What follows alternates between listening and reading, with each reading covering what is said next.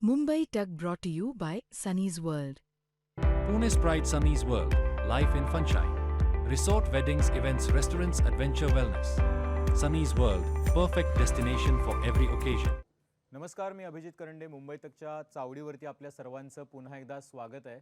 बघा, महाराष्ट्राच्या राजकारणामध्ये एकही दिवस असं जात नाही की ज्या दिवशी कुठली तरी अशी खळबळजनक घटना घडत नाही आणि महाराष्ट्र चर्चेच्या केंद्रस्थानी राहत नाही. आणि त्यातल्या त्यात संभाजीनगर तर कायम चर्चेच्या केंद्रस्थानी आहे. गेले 1.5 महिना संभाजीनगर आणि संभाजीनगरचे नेते दोन्हीही चर्चेच्या केंद्रस्थानी आहेत. आता नुकताच आपण बघितलं की CJPचा प्रोटेस्ट झाला आणि सरकारला त्यांच्या मागण्या मान्य कराव्या लागल्या. तिकडे झारखंडमध्ये सुद्धा प्रोटेस्ट चालू आहे. महाराष्ट्रामध्ये सुद्धा पेपरफुटी आणि बाकीच्या गोष्टींवरून गदारोळ चालू आहे. आंदोलनं होत आहेत आणि काल उपमुख्यमंत्री सुनेत्रा पवार यांच्याबद्दलचं वक्तव्य काँग्रेसने जे केलं त्याच्यावरून नवा वाद सुरू आहे. आणि या सगळ्याच्या पार्श्वभूमीवरती अचानकपणे काल आता रायगडचं पालकमंत्रीपद जवळपास फिक्स झालंच आहे, फक्त आदेश येणं बाकी आहे, अशाही चर्चा सुरू झाल्या. आणि त्या सगळ्या पार्श्वभूमीवरती आपल्या चावडीवरती आज सामाजिक न्यायमंत्री, ज्यांचं काम आहे सर्वांना समान न्याय द्यायचं, त्यामुळे सामाजिक न्यायमंत्री शिवसेनेचे ज्येष्ठ नेते संजय शिरसाट साहेब आपलं खूप खूप स्वागत आहे चावडीवरती. संभाजीनगर फार चर्चेत आहे, पण 1.5-2 महिने झालं एकदम हॉट टॉपिक झालेलं आहे. संभाजीनगरचा इतिहासच चर्चेचा आहे. कसं काय? औरंगजेबाचा इतिहास संभाजीनगरचा, हां, शिवाजी महाराजांचं खानदान हे संभाजीनगरचं, जे काही उठाव झाले किंवा ज्या काही क्रांत्या झाल्या महाराष्ट्रामध्ये त्याचं केंद्रस्थानी असलेलं संभाजीनगर आहे.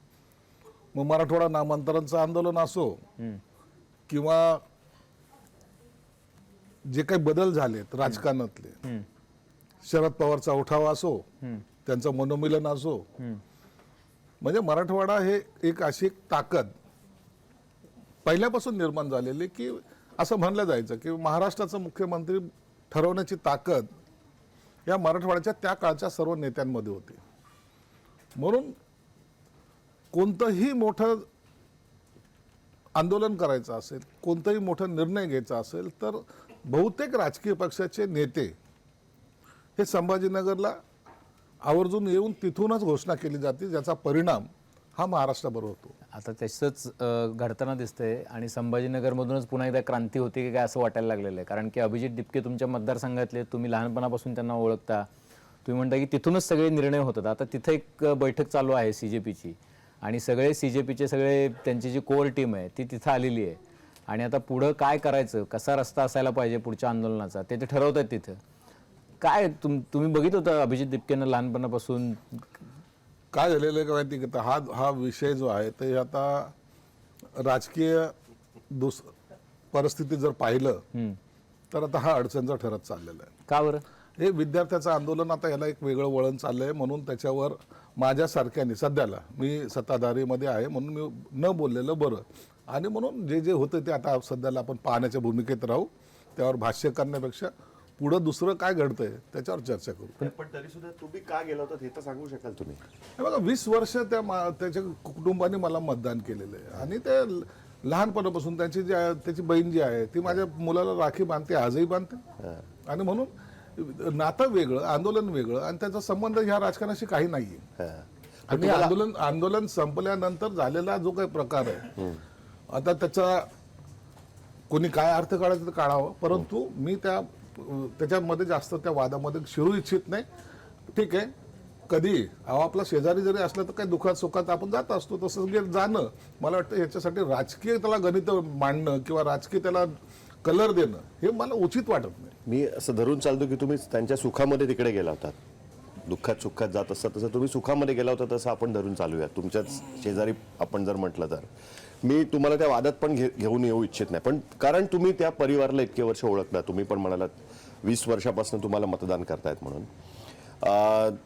एक तर तुम्हाला, कारण तुम्ही औरंगाबादचा इतिहास सांगितला, संभाजीनगरचा इतिहास सांगितलात की मोठ्या मोठ्या घटना तिकडे घडल्या आणि या सगळ्या गोष्टी घडल्या. तुम्हाला दिपकेचा अभिमान वाटतो जे त्याने करून? त्या विषयावर मला वाटतं चर्चा नाही, मी राजकीय विचारत नाही. राजकीय मुलगा म्हणून 20 वर्ष ओळख काही जरी असलं, मी कोणतंही वक्तव्य केलं तर त्याचे परिणाम फक्त माझ्यावर होतील आणि मला वाटतं तुम्ही मला अडचणीत आणण्याचा प्रयत्न करू नये, है ना?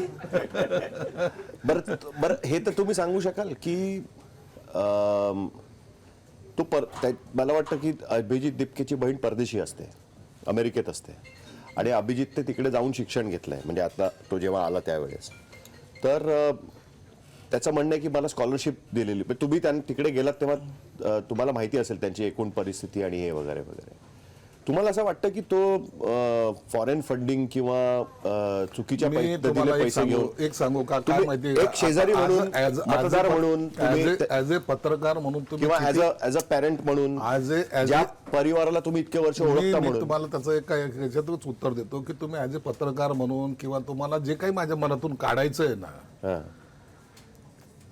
तुम्हाला विनंती एवढीच राहील की ते आपण एकदा ते जाऊन वस्तुस्थिती पहा, नंतर त्याच्यावर आपण भाष्य करा. कारण की आता मला ह्या सगळ्या गोष्टी त्याच्या घरातल्या ह्याने काय केलं त्याने काय केलं हे सांगत बसलो तर मग माझा त्याच्याशी संबंध जोडला जाईल, आणि जेव्हा संबंध जोडला जाईल तर तो राजकारणासाठी माझ्यासाठी सुद्धा ठीक नाहीये. म्हणजे राजकीय भूमिका वेगळी आणि मला तुमचं त्याच्या- व्यक्तिगत वेगळं हा, असं आहे. काही जरी असलं, व्यक्तिगत जरी असलं तर राजकारणामध्ये अशा काही भूमिका असतात. चूक त्या- झाली तिकडे जाऊन, काही जरी असलं तर तुमची चूक झाली तिकडे जाऊन? आता त्याच्यावर भाष्य करणं माझ्यासारख्याला ते अडचणीचं ठरू शकतं. ते ठीक आहे, पण अरे तुमची- परंतु तुम्हाला काय अडचणीत आणता नाही तुम्ही? नाही, मी विचारतोय तुम्हाला नाही, वाटतं परंतु त्याच्यासाठी मला अडचणीत आणून तुम्हाला त्यातून काय साध्य करायचं? मला काही साध्य करायचं नाही. मी विचारतो की तुम्हाला वाटतं चूक झाली? आपण एक काम करूया, दिपके हा विषय बाजूला ठेवा, आपण दुसऱ्या विषयावर बोलूया. नाही, पण शिरसाट एवढं तर सांगू शकता, चूक झाली असं वाटतं तुम्हाला? कशासाठी? ते यांच्याकडे जाऊन भेटलात तुम्ही? मला जे वाटलं मी त्या टायमाला ती मुवमेंट घेतली, विषय तिथं संपला. कारण तुमचे राजकीय विरोधक त्याच्या म्हणजे भारतीय जनता पार्टीतले काय करतात तुम्ही नेहमी अपफ्रंट असता, नेहमी तुम्ही अनेक गोष्टींवरती. तुमच्या विभागाला पैसे मिळत नव्हते, तुम्ही त्याच्याबद्दल बोललात, बरोबर आहे. शिवसेनेवरती सपोज संभाजीनगरमध्ये अन्याय झाला, तुम्ही भाजपच्या विरुद्ध बोललात की आम्हाला शेवटपर्यंत फसवत ठेवलं आणि त्यांनी अलायन्स केलं नाही त्याच्यामध्ये. याही वेळी ज्यावेळेस तुम्ही भेटायला गेलात त्यावेळेस भाजपमधनं त्यांनी सांगितलं की संजय भाजपने कोणी मला काही बोललेलं प्रवीण नाही, दरेकर बोलले, त्याच्यानंतर काय नाहीये, तो त्यांचा विषय वेगळा होता. त्यांना राग आला की तुम्ही कसे काय भेटायला गेलात त्यांना? असं नसतं. आता जरांगे पाटलाला भेटायला आम्ही जात नाही का, सोडून द्यायचा विषय तो. आता त्या जरांगीला भेटायला गेलं तेव्हा राग नाही आला, ह्याला भेटायला गेल्यानंतर राग आला. आता त्या विषयात न बोललेलं बरं. काय शिरसाट साहेब, आम्हाला असं वाटतं की अरे तुम्ही सोडा ना, कसं पहिला एखादा हे बघा तुम्ही आता बंडाचा पहिला बाण चालवणारे शिरसाट अहो, एकदम तुम्ही पैलवानगी करता तर एखादा डाव आपल्याकडून चुकू शकतो, आपण चुकलं म्हणून सोडून द्यायचं ना, का त्याला धरून बसायचं? बंड नाही, तुम्ही आता दंड थोपटत नाही, बंड मी दंड थोपटायला फार मजबूत आहे. तुम्हाला महाराष्ट्राला माहिती की संजय शिरसाट दंड ठोपण्यात मजबूत आहे, परंतु दरवेळेला माझीच खरं बाजू आहे असं सुद्धा म्हणणं चुकीचं आहे.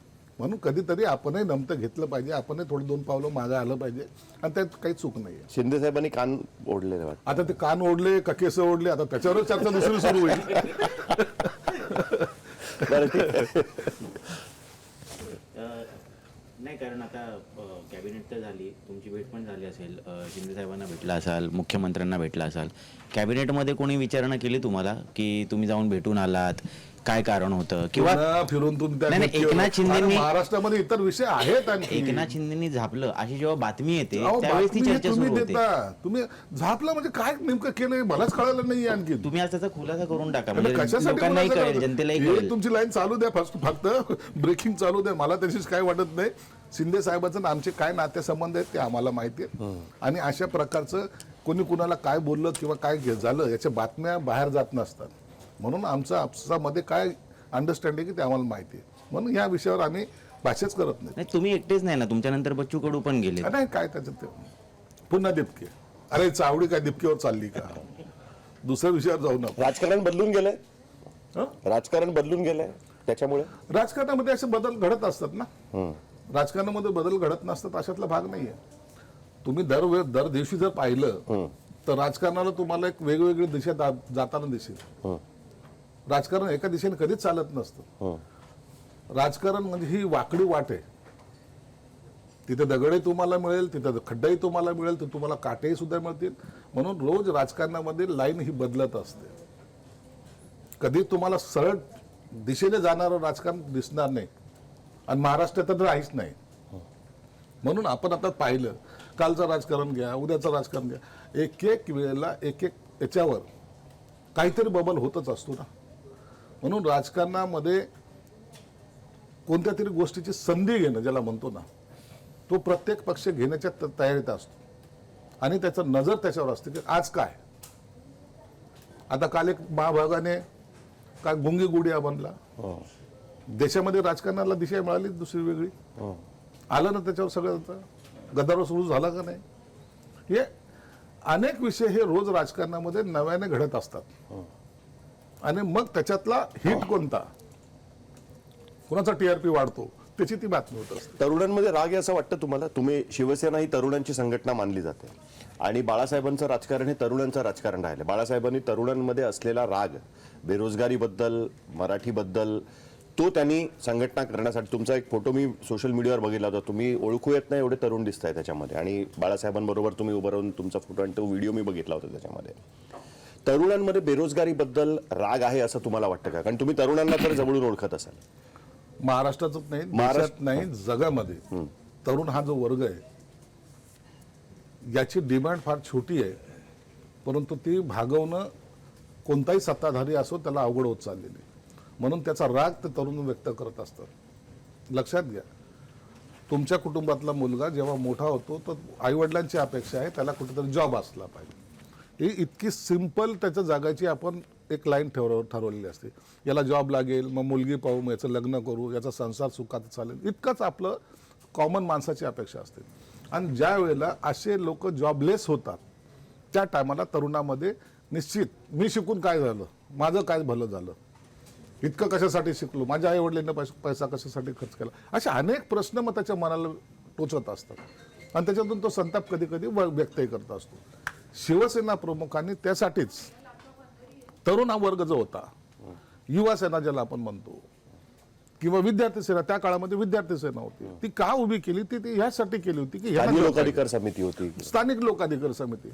मग तुम्ही एअरपोर्टमध्ये नोकऱ्या कशा लागल्या, मग रेल्वेमध्ये नोकऱ्या लावल्या, मग बँकेमध्ये नोकऱ्या लावल्या. म्हणून हा तरुण वर्ग जो आहे ना तो शिवसेना प्रमुखाकडे आकर्षित झाला होता. ही परिस्थिती होती आणि म्हणून तुम्ही तरुणांना जेवढी साथ द्याल तेवढा तरुण तुमच्या पाठीशी खंबीरपणे उभा राहील. आणि जो तरुण तुमच्या पाठीशी उभा राहतो ना तो खऱ्या अर्थानं राजकीय पुढारी पण चांगला असतो आणि तो पक्ष सुद्धा वाढतो. तुम्ही राजकीय पक्षाचं काम करता, तुम्ही सामाजिक न्याय मंत्री आहात, म्हणून तुम्हाला हा प्रश्न आहे. खरं तर महाराष्ट्रामध्ये आपण बघतोय की वेगवेगळी आंदोलनं उभी राहत आहेत. एक, जरांगे पाटलांनी आरक्षणाच्या मुद्द्यावर आंदोलन उभं केलं. अनेक जण असं म्हणतात की हा मुद्दा जातीचा मुद्दा नाहीये किंवा जाती आरक्षणाचा नाहीये, तर हा आर्थिक मुद्दा आहे. हा तरुणांमध्ये रोजगार उपलब्ध नसल्याचा मुद्दा आहे. हा मुद्दा शेतकऱ्यांच्या मुलांची त्या भागामध्ये जी लग्न होत नाहीयेत तो मुद्दा आहे. शेतकऱ्याचं पोट भरत नाहीये हा मुद्दा आहे. जे दिल्लीमधलं आंदोलन आपण बघितलं, नीट पेपर लीकच्या वरनं त्यांनी जे आंदोलन केलं, किंवा झारखंडमध्ये आता जे आंदोलन सुरू आहे, कुठेतरी तरुणांमध्ये राग आहे आणि तो राग आत्ताचे राजकीय नेते, राजकीय पक्ष हे समजून घेऊ शकत नाहीये. त्यांच्याबरोबर चर्चा सुरू नाहीये. राजकारणाचं वेगळं चाललंय, तरुणांमधली परिस्थिती वेगळी, आणि त्याच्यामुळे हा राग आहे असं तुम्हाला वाटतं का? या सगळ्या गोष्टी त्या पद्धतीने बघितल्या काही पाहिजे. अंशी तुमची जी काय तुम्ही जे मत मांडत खरं आहे. बेरोजगारी का वाढली, त्याची कारण काय? खऱ्या अर्थानं राजकीय पक्षाच्या नेत्यांनी जे लक्ष पहिल्यापासून, आज नाही, हा बदल जो घडवायचा जर असेल ना, हे 2-5 वर्षाचा बदल नाही घडू शकत. ज्याला काहीतरी कालावधी जावा लागतो आणि तो बदल करताना ते विजन त्या राजकीय पक्षाकडे असलं पाहिजे. आता तुम्ही पाहिलं मराठा आंदोलन आहे का? शेतकरी सगळ्यात जास्त आत्महत्या आमच्याकडेच का करतात, विदर्भातच का होतात? सिंचनाचा अभाव आहे. शेती माझ्याकडे 50 एकर आहे, परंतु त्याच्यात फक्त झाडं होते, गवत उगवतो, फक्त धान्यच पिकत नाहीये. सगळा दुष्काळग्रस्त भाग आहे तो. मग त्या सिंचनावर कोणी लक्ष दिले का? कनेक्टिव्हिटी तिकडे वाढली का? आता हिंगोली असेल, परभणी असेल, लातूर असेल, नांदेड असेल, जालना असेल, जालना थोडा ठीक आहे, बाकीचा तुम्ही भाग जर पाहिला, बीड असेल, कोणता उद्योग तिकडे गेला? कोणता मोठा उद्योग तिकडे गेला ज्यामुळे तरुणाच्या हाताला तिथं काम मिळतं? आज परभणीचा माणूस विद्यार्थी असेल किंवा कोणी साधा तरुण असेल, तो मुंबईला येऊन हॉटेलमध्ये कबशा धुवायला लागलाय, तो पुण्यामध्ये जाऊन कुठेतरी आणखी नोकरी करायला लागलाय, प्रत्येक जिल्ह्यातला. म्हणजे घरापासून तो बाहेर पडलाय, परंतु त्याला स्थैर्य आजही लाभत नाही. जो थोडा बहुत शिकला तो जॉबसाठी त्यांनी गाव सोडलं. म्हणजे गावाला त्याला राहायची इच्छा गावात आहे, त्याला त्याचं गाव आवडतंय, परंतु त्याला जॉब नाही आहे, त्याच्या शेतीमध्ये जास्त काही पिकत नाही, आता तुम्ही काय पाहिलं असेल, काही तरुण चांगल्या चांगल्या नोकऱ्या सोडून शेतीमध्ये काम करायला लागलेत. का की नाही मी नवीन टेक्नॉलॉजी आणेल, असं करेल, शेती डेव्हलप करेल, असे काही प्रयोग केलेत काही लोकांनी. परंतु ह्या गोष्टीकडे खऱ्या अर्थानं अपार्ट फ्रॉम दॅट ते राजकारण सोडा बाजूला, तुम्हाला या गोष्टीकडे लक्ष तुम्हाला द्यावंच लागेल. कनेक्टिव्हिटी आता कुठेतरी आता आमच्याकडे मराठवाड्यामध्ये आलेली आहे, आता थोडीशी सुधारणा झालेली आहे. आता जालना एक चांगला हब, स्टील हब झालेला आहे. आता संभाजीनगरमध्ये पाहिलं इतकी मोठी इन्व्हेस्टमेंट आलेली आहे. आता तिथे इतकी लोकसंख्या वाढत चाललेली. कुठेतरी या गोष्टीचा विचार कोणत्याही राजकीय पक्षाच्या नेत्याने करून, राजकीय पक्षांच्या नेत्यांचं कनेक्शन त्या तरुण पिढीबरोबर की ज्यांच्या मनात हा राग आहे त्यांच्याबरोबर तुटत चाललंय असं तुम्हाला वाटतं का? कारण राजकीय पक्षांचं वेगळंच चाललंय, ते डिलिमिटेशन आणतायत, 360 करतायत, खासदारांना घेऊन येत आहेत, हे सगळं चालू आहे. पण जो मुख्य तरुणांचे मुद्दे त्यांच्यापासून तुम्ही अनेक वर्ष राजकारण बघताय आणि तुम्ही खालून मंत्रिपदावरून डायरेक्ट आलेलं नाही, तुम्हाला जमिनीची नाळ माहिती आहे. तुम्हाला नाही वाटत की हा थोडासा एक अंतर निर्माण झालं आणि ते आता कमी केलं पाहिजे, तरुणांबरोबर चर्चा झाली पाहिजे? अंतर निश्चित निर्माण झालेलं आहे. तो हा गॅप भरला नाही तर भविष्यामध्ये याचे परिणाम प्रत्येक राजकीय पक्षाला भोगावे लागतील. तुमची त्या तरुणाबरोबर संवाद हा असलाच पाहिजे. आजचा तरुण, मागचा तरुण आणि या तरुणामध्ये फरक आहे. आता याच्याकडे व्हिजन पण आहे आणि हा टेक्नॉलॉजीच्या नुसार आता एवढा स्ट्रॉंग झालाय, जगाची माहिती तो एका सेकंदामध्ये आपल्या मोबाईलवरच तो आता आत्मसात करायला लागलेला आहे. जगात काय चाललंय ते समजायला लागलंय. पहिलं गावाचा माणूस, गावातला तरुण बाजूच्या गावात काय चाललंय त्याला माहिती नसायची. परंतु आता जगामध्ये डोनाल्ड ट्रम्पने सकाळी कुठं नाश्ता केला तो आता सांगू शकतो ताबडतोब 2 मिनिटात. आणि डोनाल्ड ट्रम्प कुठे तो सांगू शकतो. म्हणजे त्याची व्हिजन, त्याला आता जगाबरोबर धावायचंय आणि त्या धावण्यासाठी तुमचा सहकार्याची अपेक्षा ही असली पाहिजे. तो कोणत्याही राजकीय पक्षाचा असला तरी नसता, तो तरुण जो डोक्यावर घेतो तो तरुण पायाच्या खाली तुडवतो सुद्धा. हा अनुभव अनेक देशामध्ये आलेला आहे. ठीक आहे. हे आंदोलन हे जेनझींचं आंदोलन आहे असं आपण पाहिलं सगळ्यांनी. एक राजकारणी म्हणून इतक्या वर्ष राजकारणात तुम्ही स्वतः विद्यार्थी चळवळीतून आलेला आहात. या जेनझींबद्दल काय वाटतं तुम्हाला? या आंदोलनाच्या स्वरूपाबद्दल काय वाटतं? या आंदोलनात वापरलेल्या भाषेबद्दल काय वाटतं? आणि यातनं नेमकं आजच्या जे राजकारणी आहेत त्यांनी काय शिकायला हवं असं तुम्हाला वाटतं? हे बघा, जेनजीचं आंदोलन किंवा त्यांची भाषा ही काही अंशी ही ठीक नाही आहे. या पद्धतीने जे चाललंय ना ते ठीक नाही. आपल्या मागण्या मांडायलाच पाहिजे आणि ते मंजूर करून घेतल्या पाहिजे, हा भाग वेगळा. परंतु जसा पद्धतीने हे त्याचा आता प्रचार होतोय ना तो आपल्यासाठी ठीक नाही ना. आपण आपल्याला स्वतःलाच कमी करतोय. आपण इतरांना काही बोलत नाही.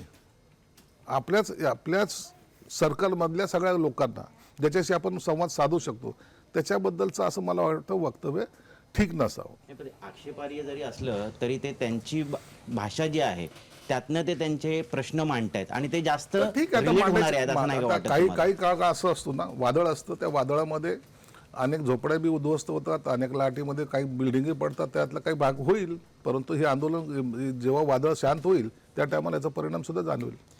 आणखीन एक महत्वाची गोष्ट या आंदोलनातनं समोर आली ती म्हणजे कारण ते निघ ना ते नाही, या मी आंदोलन विद्यार्थ्यांच्या आंदोलनाबद्दल बोलतोय, मी दीपकेबद्दल नाही बोलत आहे आता. डॉक्टर बाबासाहेब आंबेडकरांचं नाव, त्यांचे विचार आणि जय भीमचे नारे हे प्रखर्षाने ह्या सगळ्या आंदोलनात देशभरात आपण पाहिले या तरुण मुलांनी दिलेले आहेत. तुम्ही सामाजिक न्याय मंत्री आहात, तुम्ही स्वतः आंबेडकर अनुयायी आहात, तर हे जे विचार परिवर्तन आहे किंवा ज्या पद्धतीने ही मुलं विचार घेऊन पुढे चालली आहेत आंबेडकरांचं, त्याच्यावरही काही लोकांनी आक्षेप घेतले, विशेषतः सत्ताधाऱ्यांनी, की जय भीमचे नारे का दिले जात आहेत. त्यात आक्षेप घेण्यासारखं काय, मला तुम्हाला खरंच विचारायचं आहे. समाजामध्ये अनेक भाग असतात, अनेक मताचे लोक असतात. उदाहरण म्हणून सांगतो की मी प्रवक्ता आहे पार्टीचा, मी बोलतो, हे माझ्या पक्षाच्या काही लोकांना चांगलं वाटतं किंवा माझे जे फॉलोअर आहेत त्यांना चांगलं वाटतं. परंतु हे विरोधकाला चांगलं वाटतं का? नाही वाटत. ते माझ्यावर कॉमेंट्स करतील का? नाही करतील. संजय राऊत तुमचा एक आवडता विषय, तुमच्या शेड्यूलमध्ये असतं की नाही 9:30चा टाइम कोणाचा आहे आता? ठरलाय तुमचा. तो काय बोलतो ह्याच्याशी मतलब नाही, परंतु तो बोलतो त्याचे ॲक्शन रिॲक्शन चालू असतात का नाही. राजकारणामध्ये सुद्धा किंवा आंदोलनामध्ये सुद्धा ह्या ॲक्शन रिॲक्शन हे चालू असतात. म्हणून त्याला एवढं काही सिरियस घेऊन कोणी काही बोलूच नाही, नाही मी बोलेल ते खरं असं नसतंच. सगळ्याची बाजू मांडण्याची पद्धत वेगळी, प्रत्येकजण आपापल्या पद्धतीने बाजू मांडतो. काही लोकांना ॲक्सेप्ट होते, काही लोक त्याचा विरोध करतात. म्हणून ह्या दोन्ही बाजू ह्या सगळ्या आंदोलनामध्ये असेल, राजकारणामध्ये असेल, समाजकारणामध्ये असतील, या असतात. आणि मुळामध्ये बाबासाहेबांचं नाव घेऊन जेव्हा घोषणा दिल्या जातात त्याच्यावर कुणाचा काही आक्षेप असायचं काही कारण नाही. घटना ही सर्वांना मान्य आहे. घटनेचा अनादर जो कोणी करत असेल त्याला लोक सोडत नाहीत. म्हणून या बाबतीमध्ये विचारांची जी फारकत झालेली काही लोकांची ती काही दिवसांनी एक होईल. दुसरी एक महत्त्वाची गोष्ट आम्हाला जाणवली, महाराष्ट्राच्या राजकारणात या विद्यार्थ्यांच्या आंदोलनाचा खूप मोठा परिणाम बघायला मिळतोय. उद्धव ठाकरे यांच्या शिवसेनेचा जो पक्ष आहे त्यांनी इतक्या जोरकसपणे समर्थन केलं. सगळ्या तरुण मुलांना आदित्य ठाकरेंनी, उद्धव ठाकरेंनी सलग 3 ते 4 वेळा शिवाजी पार्कमध्ये त्यांना जमण्यासाठी, त्यांना आंदोलन करण्यासाठी ते स्वतः उभे राहिले. इतकंच काय तर दीपकेंचं फोनवरती बोलणं सुद्धा करून दिलं सगळ्या मुलांशी. तर तुम्हाला असं वाटतंय की कुठेतरी एक पुनरुज्जीवित होते जे हे जे सगळे पक्ष आहेत जे अडचणीत आहेत सध्या, आज शिवसेनेमध्ये दुफळी हे जे माजली. राजकीय पक्ष आहेत ना ते स्वतःचा स्वार्थ साधतायत. ते त्यामुळे आमची लहानपणी आता आम्ही असं लहानपणी काय आताही आम्ही असं ऐकतो. आता जाऊ दे, ती भाषा इथं वापरणं योग्य नाही. काय होतं त्या उबाठाने केलेलं, ते विद्यार्थ्याला जल्लोष करायचा होता, ओके, त्यांना कुठेतरी एक स्पॉट पाहिजे होता, ते आले, चला ठीक आहे. काय आव्हान करताय तुम्ही? सगळ्या राजकीय पक्षांनी झेंडा सोडून द्यावा, तिरंगा घेऊन यावं आणि भाषण फक्त आम्ही दोघंच करणार. बाबा तुम्ही दोघंच का? काय कारण आहे? मग राजकीय पक्षाने झेंडा नाही आणायचा, पक्ष हे नाही करायचं, फक्त तुमच्या मागे यायचं असं तुमच्या अपेक्षा आहे का? तुम्ही हे सर्व दाखवलं, परंतु हे दाखवलं नाही तुम्ही. भारत माता की जय, विद्यार्थी जय म्हणले, वंदे मातरम, विद्यार्थी वंदे मातरम म्हणले. आणि जेव्हा त्यांच्या पक्षाच्या नेत्याचं नाव घेतलं तर एकाने त्याचा जय जयकार केला नाही. ही बी तर बातमी होऊ शकते ना, झाली ना. काही राजकीय पक्ष या आंदोलनाचा वेगळा फायदा घेऊन आपली पोळी कशी भाजता येईल ह्याचा प्रयोग करतायत. त्या आताही चालू आहे.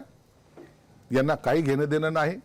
त्यांना असं वाटतं की याच्यामुळं आम्ही आता जिवंत झालो, आणि म्हणून काही दिवसांनी हे जे चाललं यांना सुद्धा चपराक मिळेल. शिरसाट साहेब, मनोज जरांगे पाटलांचं 2 वर्ष मागील आपण आंदोलन महाराष्ट्र सर्व पाहतोय. मराठा आरक्षण मिळावं, जे तरुण बांधव आहेत, जे शिक्षणासाठी त्यांचा हेतू होता की शिक्षणामध्ये आरक्षण हवं. आत्ताच एक बातमी आली की संभाजीनगर, बीड, परभणीमध्ये मराठा समाजाचं जे कुणबी प्रमाणपत्र त्यांनी निवडणुकीमध्ये, स्थानिक स्वराज्य संस्थांच्या निवडणुकीमध्ये दिलं, ते बोगस निघालं आणि ते रद्द झालं, त्यांचं नगरसेवक पद अशा पद्धतीची बातमी आली. ज्यावेळी जरांगे पाटील असं सांगतात की आम्हाला फक्त शिक्षणामध्येच आरक्षण हवंय, त्यानंतर ओबीसी नेते सांगतात की हे शिक्षणासाठी नाही, ह्यांचा राजकीय हेतू आहे. आता स्पष्ट पद्धतीनं दिसतोय की कुणबी प्रमाणपत्र देऊन देखील निवडणुका लढवण्यात येत आहेत. कुठेतरी मराठा समाजाला राजकारणामध्ये आपलं प्रस्थ वाढवायचंय, त्या धर्तीवरतीच मनोज जरांगे पाटलांची मागणी आहे. एक सामाजिक न्यायमंत्री म्हणून तुम्ही या पूर्ण विषयाकडे कसं बघता? शिवसेना प्रमुखाची पूर्वीपासून एक भूमिका होती, जर असं आरक्षण द्यायचं असेल तर त्या आर्थिक निकषावर देण्यात यावं. त्यांना त्यावेळेला शिवसेना प्रमुखाच्या भूमिकेला काही लोकांनी विरोध केला. पण आताची जी घडी जर पाहिली तर आता सर्वांचं म्हणणं आहे की आम्हाला शिक्षणासाठी, इतर बाबीसाठी आम्हाला हे आरक्षण पाहिजे. आताही तुम्ही पाहत असाल, हा आरक्षणाचं सर्टिफिकेट देण्याचं जे काम आहे ते माझ्या विभागातर्फे केलं जातं. पहिले माझ्या विभागामध्ये 4 ते 5 अधिकारी हे सर्टिफिकेट वितरित करायचे महाराष्ट्रात, म्हणजे झोनला 1 अधिकारी विभागीय असायचे. म्हणजे तो माणूस कधी दिसतच नव्हता. आज मी मंत्रिपदाचा चार्ज घेतल्यानंतर आता ते 5चे मी केलेत 31. 26 लोक महसूलचे मी त्यात ॲड केलेले. हे जे आंदोलन चाललं ना, यांना सर्टिफिकेट देण्याचा जो काय चाललं आहे ते माझ्या विभागातर्फे. आणि मग हे सगळे अधिकारी आता मी तिथं ठेवलेले आहेत. जरांगे पाटलांचं माझं आठवड्यातून 3-4 वेळेला बोलणं होत असतं. त्यांना काही अडचणी असतील तर हो चला मी सॉल्व्ह करतो. मी तातडीने अधिकाऱ्याला फोन करतो, बघा यांचं काय ते. पण काही लोक जर त्याचा चुकीचा फायदा घेत असेल तर हे जरांगेंना सुद्धा मान्य नाही ना. मग चुकीचं जर सर्टिफिकेट काढत असेल आणि मग ते रद्द होत असेल तर रद्द होईल. साधारण आतापर्यंतचा असा आकडा मी सांगू शकत नाही, परंतु ही डेलीची प्रोसेस आमची सुरू आहे. आताही आमची प्रोसेस सुरू आहे. काय झालेलं आहे की हे नोंदी काढणं, आता हैदराबाद गॅजेट असेल किंवा इतर ज्या काही नोंदी आहेत ते काढणं, त्याला व्हेरीफाय करणं, बरं त्या लिपीतल्या आहेत, त्या भाषातल्या आहेत, त्याचं भाषांतर करणं वगैरे वगैरे जो आहे ना, हा लय किचकट प्रकार आहे. वंशावळ काढणं काय साधी गोष्ट नाहीच आहे ती. मग त्याच्यासाठी थोडासा वेळ लागतोय नक्की आहे, परंतु आमच्या डिपार्टमेंटतर्फे जे काही आमच्याकडे येतात ना, तर आम्ही झटपट काम कसं होईल याकडे लक्ष देतो. काय एखादं कास्ट व्हॅलिडिटीसाठी आपण टाकलं आणि जर ते वेळेवर मिळालं नाही तर काही विद्यार्थी असतात, त्यांचं शैक्षणिक नुकसान होऊ शकतं आणि आम्ही त्याला प्रायोरिटी देतो. विद्यार्थ्यासाठी सगळ्यात पहिली प्रायोरिटी विद्यार्थी, कारण की एखादं वर्ष जर त्याचं लॅप्स झालं तर त्याला नंतर मग त्या शिक्षणातला त्याचा रस कमी होतो, 1 वर्ष घरी बसावं लागतं. या सगळ्या गोष्टी टाळण्यासाठी याला प्रायोरिटी सुद्धा देतो आणि मला वाटतं ही प्रोसेस जेवढ्या फास्ट करता येईल तेवढा करण्याचा आमचा प्रयत्न सुद्धा असतो. आणखी एक प्रश्न आहे की ज्या पद्धतीने हे आरक्षणाचे मुद्दे आहेत त्या धर्तीवरती मराठवाड्यातील 2-3 जिल्ह्यामध्ये, खास करून बीडमध्ये, जे जातीचं द्वेषाचं वातावरण तयार झालेलं आहे, मग ते सोशल मीडिया असो किंवा एकमेकांचे व्यवहार देखील विरुद्ध जातीच्या लोकांसोबत ठेवायचे नाहीत. एक सामाजिक न्याय मंत्री म्हणून महाराष्ट्राची ही चांगली जडणघडण आज ती कुठेतरी आपली भूतकाळाकडे किंवा आपण चांगल्या भविष्याकडे नाही आहे अशाच पद्धतीचे तुम्ही मंत्री म्हणून काय करणार आहात? मी तर अनेक वेळेला ते जे जातीचं तिथं चाललेलं आहे अनेक वर्षापासून, डायरेक्ट सांगायचं तर मराठा वर्सेस वंजारी वगैरे हा जो काही प्रकार आहे, याचे करते धरते जे आहेत ना, त्यांना सुद्धा मी अनेक वेळेला बोललेलं, त्यांना सांगितलं की हे तुम्हाला राजकारणासाठी तुम्हाला वापर योग्य वाटत जरी असेल तर आता ही फट एवढी मोठी पडलेली आहे. हॉटेलमध्ये जायचं नाही, ज्याला शेतात कामाला ठेवायचं नाही, ज्याच्याकडून काही विकत घ्यायचं नाही. याच्यामुळं त्याचा परिणाम त्या जिल्ह्यापुरता एवढा मोठा इफेक्ट त्या जिल्ह्यावर झालेला ना की आता तिथं कोणी उद्योग येत नाहीत, कोणी जायचं नको बीड म्हणलं तर ते नकोच म्हणतात, पहिली फुली मारतात. याला कारणीभूत कोण आहेत तर आपण आहोत. आपण म्हणजे राजकीय पुढारी आहेत. आपसामध्ये मतभेद करून इतक्या टोकाला तुम्ही जे भांडणं नेऊन ठेवलेले आहेत त्याचा दुर्गामी परिणाम महाराष्ट्रावर सुद्धा होऊ शकतो, झालेला आहे, काही ठिकाणी होतोय आजही. म्हणून आता त्याच्यातली ती दुही मिटवणं हे किती शक्य मला माहीत नाही, पण जोपर्यंत तिथलं राजकारणाचं हे समीकरण बदलत नाही तोपर्यंत बीड जिल्हा तर पुढे जाणार नाहीच. मी हे जाणून बुजून सांगतोय, ठामपणे सांगतोय, कारण की रोजच्या घटना जर पाहिल्या ना, बीडची बातमी पेपरमध्ये नसली किंवा टीव्हीत आली नाही, असं वाटतं काहीतरी बीड शांत कसं. हे जे काही आपल्या जिल्ह्याबद्दल जे चित्र निर्माण झालं हे अत्यंत धोकादायक आहे. मी टीका म्हणून सांगत नाही, पण जिल्ह्यासाठी धोकादायक आहे. पण हे त्याच्यासाठी तर तिकडचे नेतेच जबाबदार आहेत ना, त्यांनीच तर वातावरण तयार केलं ना. आहेच ना, गुंडगिरी बीड मधली किंवा या सगळ्या गोष्टी. कोणी आका बनतोय, कोणी बाका बनतोय, काय बनतायत माहित नाही ना. नाही, आका बोलणारे जबाबदार आहेत की त्या पद्धतीने वागणारे जबाबदार आहेत? सगळेच जबाबदार आहेत. एक माणसाला जबाबदारी एकावर फिक्स करता येणारच नाही. सगळ्यावर जबाबदारी आहे तुमची, सगळ्यांचं सामूहिक आहे ते. अहो बाउंड्री झाल्यात काही ठिकाणी, तर ही बाउंड्री क्रॉस केली का तिथं मारामाऱ्या सुरू होत आहेत. एका जिल्ह्यासाठी चांगलं काम थोडी आहे ना. तुमच्या स्वतःच्या राजकारणासाठी इथपर्यंत जर तुम्ही जात असाल तर उद्या ही डोके फोडाफोडी होणारच आहे. ही थांबली पाहिजे, तो कोणत्याही जाती धर्माचा असो. हे जाती धर्माचं लोन अशा विष जर बाहेर पडत गेलं ना तर त्याचा परिणाम महाराष्ट्राच्या ह्याच्यात चांगले होणार नाहीत, हे त्यांनी पण समजून घेतलं पाहिजे. मध्यंतरी रोहित पवार पंढरपूरमध्ये उपोषणाला बसले होते, तेव्हा तुम्ही वैयक्तिक टीका करून असं बोललात की बसू द्या उपोषणाला, त्यांचं वजन जरा कमी होईल. त्यानंतर सोशल मीडियावरती तुमच्या मुलाला जोरदार ट्रोल केलं. व्यक्तिगत टीका केल्यामुळे तुमच्या घरापर्यंतच व्यक्तिगत टीका तुमच्यावरती देखील तुमच्या मुलावरती करण्यात आली. तुम्हाला वाटतं ही इथपर्यंत टीका एखाद्या मुद्द्यावरती असं आपण बोललं पाहिजे?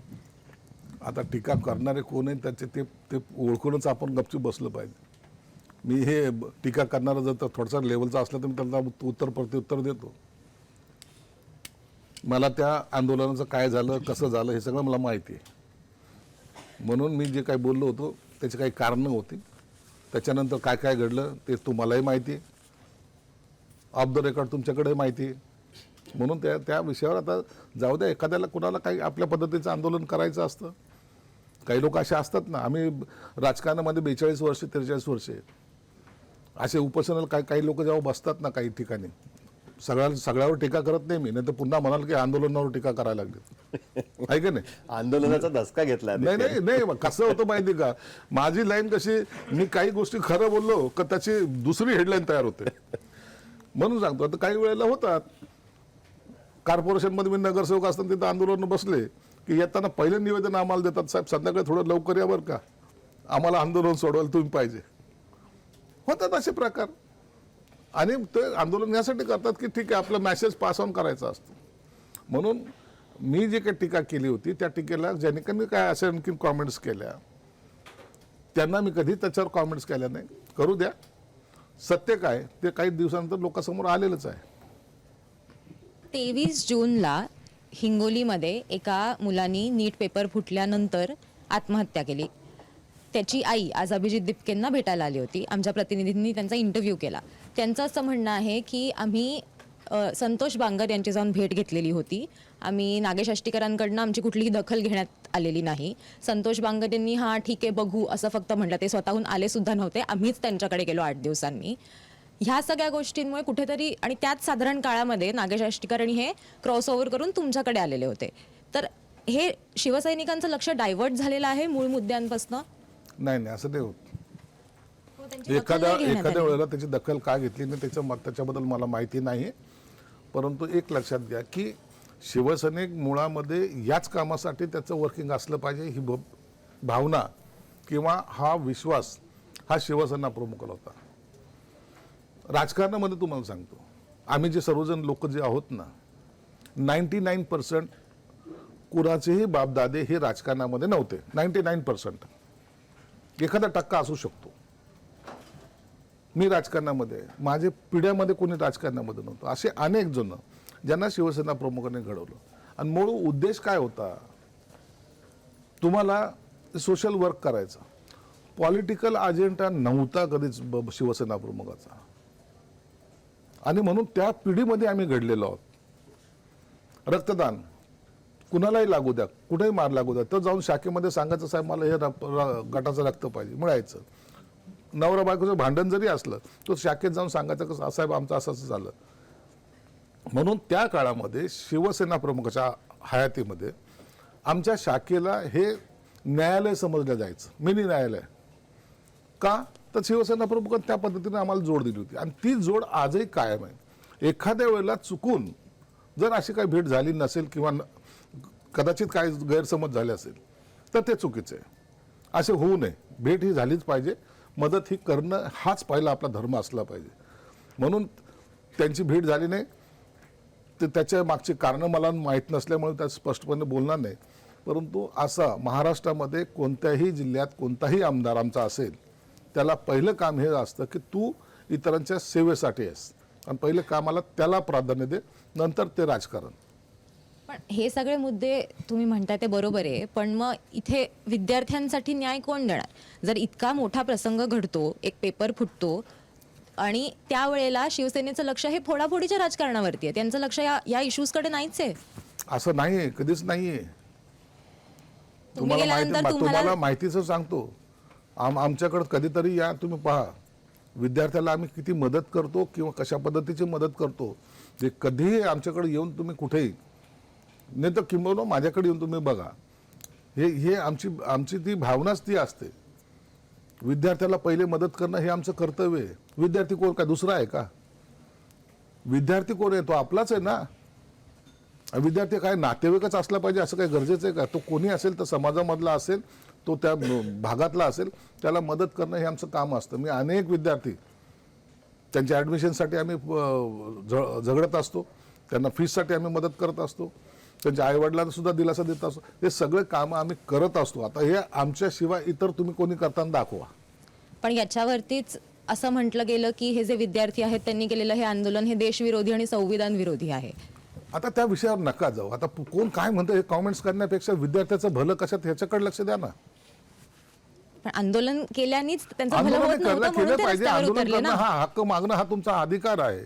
मग त्यांना देशविरोधी का म्हटलं कोण जातंय? कोण काय बोलतं त्याचं लक्ष सोडून द्या ना. त्यांनी केलेले आंदोलनाचं फल आता मिळालंच आहे ना. असं नाही आहे की फल प्राप्ती झाली नाही, केलं ते सर्व. शिरसाट साहेब, आपल्या चर्चेत एक मुद्दा वारंवार आला, तो म्हणजे मराठवाड्यामध्ये उद्योग आले नाहीत किंवा तिथल्या तरुणांना पुण्या मुंबईसारख्या शहरामध्ये जावं लागतं, शिक्षण असेल, नोकऱ्यांसाठी असेल, इतर गोष्टींसाठी असेल. पण माझ्या माहितीनुसार किंवा मी चुकत नसेल तर 4 मुख्यमंत्री मराठवाड्यातले झालेले आहेत.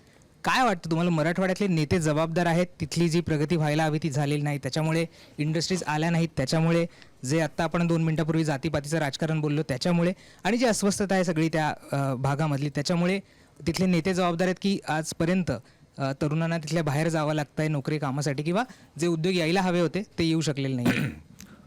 त्याला प्रामुख्याने 2 कारणं जबाबदार आहेत. एक आमची लिडरशिप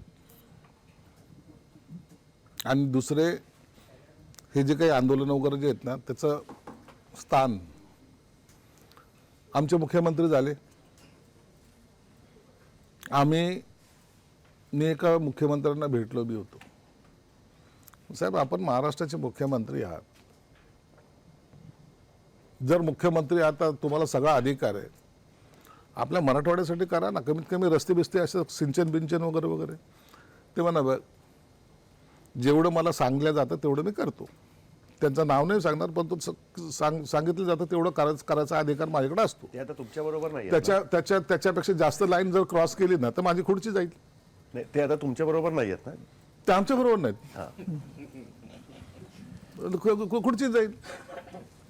एकमेव असा एक मुख्यमंत्री असं नाहीये. मुख्यमंत्री असे होऊन गेलेले शंकरराव चव्हाण सारखे, ज्यांनी एक काम केलं आजही आम्ही विसरत नाही ना.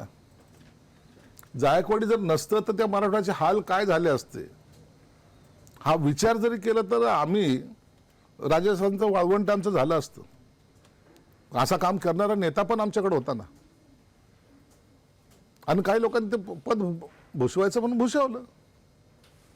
म्हणून ते ही जबाबदारी त्यांच्यावरही जाते. पश्चिम महाराष्ट्रामध्ये तसं झालं नाही. पश्चिम महाराष्ट्राने पहिलं विकासाकडे लक्ष दिलं, त्यासाठी ते भांडले, करून घेतलं. आपण त्यांना नावं ठेवण्यात अर्थ नाहीये. आता तुमचं लेटेस्ट उदाहरण, मी आता कधी मी ते बँकेच्या इलेक्शनमध्ये पडलो नाही, परंतु आता मी पडलो आणि बिनविरोध निवडूनही आलो, तो भाग वेगळा. आमच्या बँकेला मग मी तिथं असं केलं, काय बाबा आपल्या बँकेचं बजेट काय प्रकार काय मला कळायला तर पाहिजे. मला कधी ते बँकेत गेलेलो नाही मी. पण साहेब, आपलं 3500 कोटीचं बजेट आहे. अच्छा, हिंगोलीचं 600चं आहे, याचं 400चं आहे. हे ज्या बँका आहेत अशा जिल्हा मध्यवर्ती बँका. पश्चिम महाराष्ट्राचं 35,000 कोटीचं, आणि प्रत्येक डिस्ट्रिक्ट. आता विचार करा तुम्ही कुठं आहात. रेशो लावा त्याला, किती पट्टीने मागं आहात तुम्ही. पण त्याच्यातच आम्ही खुश आहे. काही नाही. इकडे आपल्याकडे बँकांमध्ये सगळं पकडल्या जातात, जेलमध्ये जात आहेत, आणि तिथलच्या कॉपरेटिव्ह बँका ह्या नॅशनल बँकेपेक्षा चांगला बिझनेस करतायत. म्हणून हे करायची ताकद जर तुमच्या पुढाऱ्यामध्ये असेल ना तर ते रन होतं. जर तुम्हाला खायची ताकद असेल, तुमच्यात डुबायची ताकद असेल, तर ते कधी तुमचं प्रगती होऊ शकत नाही. हे 2 कारण आहेत. आंदोलन झाले आमच्याकडे, या आंदोलनाचा गैरअर्थ किंवा गैरफायदा घेऊन इतरांनी आपलं भलं करून घेतलं. आमच्याकडे नामांतराचं आंदोलन चाललं 17-18 वर्ष. नहीं उधर जाना नहीं, उधर आंदोलन है, उधर तो सब ये होता, दंगल चलती रहती. झालं ना, डेव्हलपमेंट थांबलं ना आमचं. तुम्ही त्या कालावधीमधला सर्व आमचं बजेटचं जर तुम्ही पाहिलं तर झिरो. आमचं बजेटच आमच्याकडे आलं नाही, आमच्याकडे मराठवाड्याकडे. आता बॅकलॉगचं नावाने आम्ही बोलतो, तो इतक्या लवकर थोडी भरल्या जाणार आहे. मग एक मला फक्त त्याच्यामध्येच ऍड करायचं आहे. गेल्या अनेक दिवसापासून ती वैधानिक विकास महामंडळं स्थापन झालेली नाही आहेत. मराठवाड्याच्या संदर्भात सुद्धा राज्यपालांनी पत्र लिहिलेलं आहे, ते बंदच करून टाकलेलं आहे. ज्याची मागणी तुम्ही विरोधी पक्षात असताना शिवसेना, भारतीय जनता पार्टी, विदर्भासाठी, मराठवाड्यासाठी तुम्हीच लोक करत होता. तुमच्या सरकारमध्येच ती वैधानिक विकास महामंडळ का नाही होत आहेत तयार? याची स्थापना मुळामध्ये आमच्या सरकारमध्ये झाली होती. तेच म्हणतोय मी. आणि त्याच्यानंतर काँग्रेस एनसीपीच्या सरकारच्या वेळेस तुम्ही त्यांच्यावर दबाव आणायचा की हे विकास महामंडळ झाली पाहिजेत, स्थापन झाली पाहिजे. का नाही तुमच्या सरकारच्या काळात होते? आजही माझी स्वतःची असं वैयक्तिक मागणी हीच आहे की या वैधानिक विकास मंडळाच्या माध्यमातून काहीतरी आम्हाला चालना मिळाली होती. भले ही महामंडळ राज्यपालाच्या आधिपत्याखाली जरी असली हो. तरी त्याला एक फंडिंग जे करावं लागत होता, बजेटमध्ये तरतूद ठेवावं लागत होतं, कंपल्सरी तरतूद कंपल्सरी तरतूद ठेवावं लागत होती आणि त्याचा उपयोग त्या भागामध्ये डेव्हलपमेंटला व्हायचा. मला आजही वाटतं ते महामंडळ अस्तित्वात आली पाहिजे. पण का नाही होत आहेत? आता का होत नाही हा प्रश्न थोडासा आता तुम्हाला शिवसेना विचारावं मंत्री म्हणून लागेल. तुम्हाला नाही विचारायचं तर आम्ही कोणाला विचारणार आहे? तुम्ही मला विचारा, मी पण एकदा विचारून पाहतो. एक महाराष्ट्रात अजून एक मुद्दा सध्या चर्चेत आहे, तो म्हणजे उपवर्गीकरणाचा. सुप्रीम कोर्टाने निर्णय दिला असेल तरी अजून काही आपण अंमलबजावणी केली नाहीये आणि त्याच्यामध्ये दोन समाज आता समोरासमोर यायला सुरुवात झाली. अनेक आंदोलन झाले, तुम्ही बघितलेली आहे. तर काय नेमकं महाराष्ट्राची भूमिका आहे, सरकारची भूमिका आहे की हे लागू करायचं आहे आणि की नाही करायचं, काय नाही झालेलं आहे? उपवर्गीकरणाचा मुद्दा हा खऱ्या अर्थानं काही लोकांनी चुकीच्या दिशेने घेऊन चाललेले आहे. जाती जातीमध्ये थोडं तेढ निर्माण होत चाललेलं आहे. मी त्यामध्ये सगळ्यांची भूमिका, आता मी परवा 4 दिवसापूर्वी जी दुसरी बाजू होती ज्यांना हवं आहे त्यांच्याशी सुद्धा मी मीटिंग आता सह्याद्रीवर घेतली. त्याच्यापूर्वी ज्यांना नको आहे त्यांच्याशी सुद्धा मीटिंग घेतली. त्यामध्ये जी काही बदल कमिटी आम्ही नेमली होती त्या समितीचा अहवाल आला आहे. अहवाल आल्यानंतर आता त्याच्यानंतर त्यांनी त्यावेळेला जे काही ऑब्जेक्शन आले होते सपोर्टमध्ये, विरोधामध्ये, त्याची कुठेही सुनावणी केली नव्हती. आता याच्यानंतर जेव्हा आम्ही वेळ दिला 70,000 लोकांचे अर्ज आलेले आहेत आमच्याकडे, म्हणजे त्यांचे आक्षेप आलेले आहेत चीफ सेक्रेटरीकडे. त्याची आता काही अंशी त्याची सुनावणी होणार आहे, त्याचे मार्ग काढण्यात आला आणि हे काढायला थोडासा वेळ लागतो. हे काढल्यानंतर एका स्टेजला आल्यानंतर दोन्ही समाज बॅलन्स कसे राहतील हा आमचा दृष्टिकोन राहणार आहे. थोडं जरी कमी जास्त झालं ना तर हा समाजामध्ये पुन्हा दलित समाजामध्येच पुन्हा फूट पडेल अशी शंका आहे आणि त्याच पद्धतीचे आंदोलन आता आपल्याला पाहायला मिळत आहे. तर ते त्या पद्धतीने फूट पडू नये हा आमचा प्रयत्न राहणार आहे. म्हणून थोडा कालावधी लागतोय. सरकार म्हणून सुद्धा सांगतो त्याच्यामध्ये योग्य निर्णय घेण्याची आम्ही प्रयत्न करू. अन्याय कुणावर जसं आता बाकी सगळ्या आंदोलनामध्ये असतं तसं त्या पद्धतीने अन्याय होऊ देणार नाही. पण उपवर्गीकरण झालं पाहिजे की नाही झालं पाहिजे हे आता ठरवण्यासाठीच हे सगळे ऑब्जेक्शन आलेले आहेत. त्याच्यात CS आमचे जे आहेत ते त्याच्या सगळं फॉलोअप तुमची करतात. भूमिका काय? बघा, भारतीय जनता पार्टीची भूमिका स्पष्ट आहे की उपवर्गीकरण झालं पाहिजे. त्यांनी त्या बाबतीमध्ये स्पष्ट भूमिका मांडलेली आहे की एका विशिष्ट जातीतल्या दलितांमध्ये एका विशिष्ट जातीला सगळे फायदे मिळालेले आहेत आणि इतरांना ते नाही मिळू शकत. त्यामुळे असं नाहीये, उपवर्गीकरण असं झालं नाहीये. पाहिजे अशी त्यांची भूमिका आहे. त्याच्याबद्दल असं नाहीये. तुम्ही एका जातीला सपोर्ट करणं, एका जातीला विरोध करणं असं करता येत नाही आम्हाला सरकार म्हणून. आम्हाला बॅलन्स ठेवावं लागणार आहे. तुम्हाला सगळ्या गोष्टी त्याच्यात ऍड झालेल्या आहेत. 59 जातीमध्ये काही जातीची संख्या किती आहे महाराष्ट्रामध्ये? 1, 2, 5 ही लोकसंख्या आहे त्यांची. त्या जाती सुद्धा ऍड आहेत. तुम्हाला सगळं क्रायटेरिया लावताना ह्या सगळ्या बारीक गोष्टीचा विचार करावा लागेल. आपण आता जे तुम्ही पाहताय, जे दृष्टिकोनातून पाहतायत, काय पाहतात? महार, चमार, मांग. अरे मग 59 कोणते आहेत? प्रत्येकाला आपला अधिकार हा मिळाला पाहिजे, त्याला त्याचा फायदा झाला पाहिजे, हा दृष्टिकोन सरकारचा आहे. म्हणून आम्ही कोणत्या एका जातीला सपोर्ट करून एका जातीला विरोध करणं हा आमचा विषय असूच शकत नाही. मुळात उपवर्गीकरण असलं पाहिजे का? त्या कॉन्सेप्टची तुम्ही असलं पाहिजे की नसलं पाहिजे हे तुम्हाला प्रॅक्टिकली तुम्हाला तपास करून सांगावं लागेल ना. तुम्ही आज कसं एक साईड घेऊ शकता? एखाद्याचं आरक्षण कमी करून दुसऱ्याला द्यायचं, दुसऱ्याचं कमी करून तिसऱ्याला द्यायचं, असं जर केलं तर ते फाटाफूट होईल ना. म्हणून त्याला हे सेन्सिटिव्ह विषय आहे, याला तुम्हाला बॅलन्स करूनच काम करावं लागेल. कुणाला न दुखावता तुम्हाला हा विषयाचा पर्याय हा काढावा लागेल. कालपासून माध्यमांमध्ये ही बातमी सुरू आहे की तुमची काल कॅबिनेट झाली, त्याच्या आधी एकनाथ शिंदेनी शिवसेना मंत्र्यांची प्री कॅबिनेट घेतली. त्याच्यामध्ये 4 मंत्र्यांवरती शिंदे साहेबांची नाराजी आहे की त्यांच्या कार्यपद्धतीवरती नाराजी आहे की ते मतदारसंघात काम करत नाहीत, ते त्यांच्या मंत्रिपदाचं काम करत नाहीत. असं खरंच झालंय का? आणि तुम्ही एकदम कॉन्फिडन्स दिसता म्हणजे तुमच्यावर नाहीये असं समजू का आम्ही? एक तुम्हाला सांगू का, नाही, ते हसतायत म्हणजे. एक तुम्हाला सांगू का, पण हे असं झालंय का? मी तुम्हाला तेच सांगतो. आता जाऊ द्या, आज तुमच्या चॅनलवर पहिल्यांदा सांगतो तुम्हाला, ह्याच्या बातम्या जातात ना, आम्ही काय होतो, आधी बैठक असते, शिंदे साहेबांनी आज बैठक घेतली दादा भुसेच्या बंगल्यावर, काहीतरी घडतंय, काहीतरी होणार, मग सगळं तुमच्या चॅनलवाले येतात, बाहेर उभे राहतात. बरं, आम्ही जे काय बैठकीमध्ये चर्चा करतो तर आम्हाला सांगितलं जातं सगळेजण चॅनलवाल्याकडे जाऊ नका, आपली बैठक जे झालेली ते ठीक आहे. आता मी तुम्हाला कालची जी घटना आहे ते सांगतो.